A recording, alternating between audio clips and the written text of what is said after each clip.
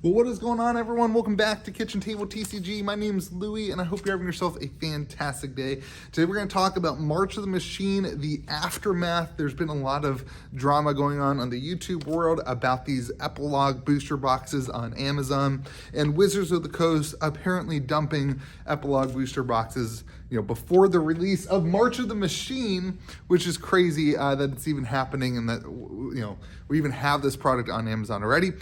But let's get into it. Let's chat about it. First off, thank you so much for those of you who support the store, both locally and online, gamegrove.gg. If you're looking for product, would love to have your support. But let's chat about this. So first off, I want to have a dialogue here about what the epilogue booster boxes are, because there's a lot of misconceptions about these things. These are, I think, 6-pack boxes, 24 pack boxes. I think there's 5 or 6 cards in each pack. This is a new product for Magic the Gathering, a new product for Wizards of the Coast. And the price at distribution level for stores, this is coming from a store owner, is significantly less than a booster box. We're talking like 33% less than the set boxes cost for, regular March of the Machine. So when everybody accuses Amazon or Wizards of the Coast on Amazon dumping this product at $83, it's just not true. The margins are actually still there in terms of what the cost for stores is, and that price point on Amazon of like $83, $84. I anticipate selling these boxes for about $85 in store and online, and then maybe a little bit cheaper for patrons. That's what I would anticipate the pricing. I got to look into it a little bit more and see how much they weigh and how much shipping costs and that whole thing. But the price on Amazon is not a dumping. But that being said, the price on Amazon is a little bit, in my mind, frustrating. I'm going to use the word frustrating instead of disgusting or criminal or whatever. I'm going to use the word frustrating because this goes back like almost 8 years now, or whenever they got rid of MSRP, manufacturer suggested retail price. They got rid of MSRP, and there was a lot of frustration about that, and but it kind of got lost in the mix. And I think now that we're seeing all the Amazon things, that the MSRP price point is less about Wizards dumping product on Amazon, which they did, it happened, I get it. But the MSRP is less about dumping product on Amazon and more about selling boxes to you, the customer, for really whatever they want and whatever the market decides. By getting rid of MSRP, if Wizards of the Coast can, through Amazon and through Amazon fulfillment, sell boxes with the Amazon algorithm for what you're seeing. You're seeing set boxes of Commander Masters at $400, $500. You're seeing extreme prices on some of the other, when Double Masters came out, you saw these extreme prices on Amazon. And it allows Wizards to be pretty shady, in my opinion, and sell boxes for more than they would have been sold if they did have a manufacturer suggested retail price. If they have an MSRP, then they can't really, without being, without being obviously scummy, they can't sell boxes for more than their, suggested retail price. But if they get rid of that, now they can just sell things for whatever they want. So I feel like the dialogue on the Amazon shenanigans is in the wrong direction, to be honest. It's not as much about Amazon dumps as it is about Wizards being able to sell things for whatever they want. But the $85 price point, I think, is a healthy price point for the epilogue boosters. You may even see on TCG Player on release, depending on the allocations, depending on how many cuts there are for stores. I'm guessing none. You may see stores putting them up for even less than that on TCG Player.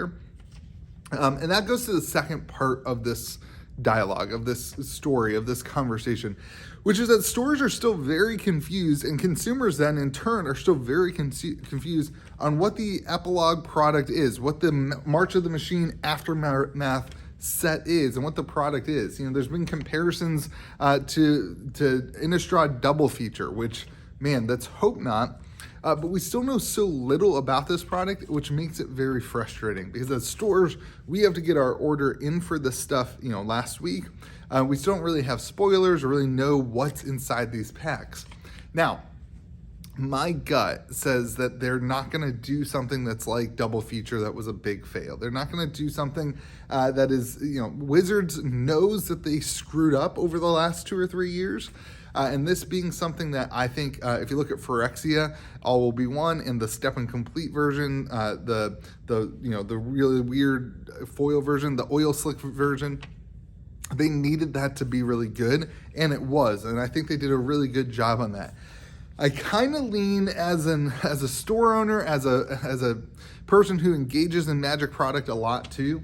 I kind of lean that this is gonna feel a little bit more like that we're gonna start seeing some stuff pop up that is really exciting for this March of the Machine, the Aftermath. My gut says that a lot of this is gonna be power level and things that they didn't feel like they could put into a regular set, but then in addition, they know that they have a lot of expensive sets coming out in Dungeons and Dragons, or sorry, not Dungeons and Dragons, in the Hobbits, the Lord of the Rings, and in all the Masters set coming out, Commander Masters. They know they have a lot of money going towards some of these things, but maybe Mark Rosewater, the design team, when making March of the Machine, had some more powerful stuff they wanted, had some reprints they wanted to include, but they couldn't justify the price point.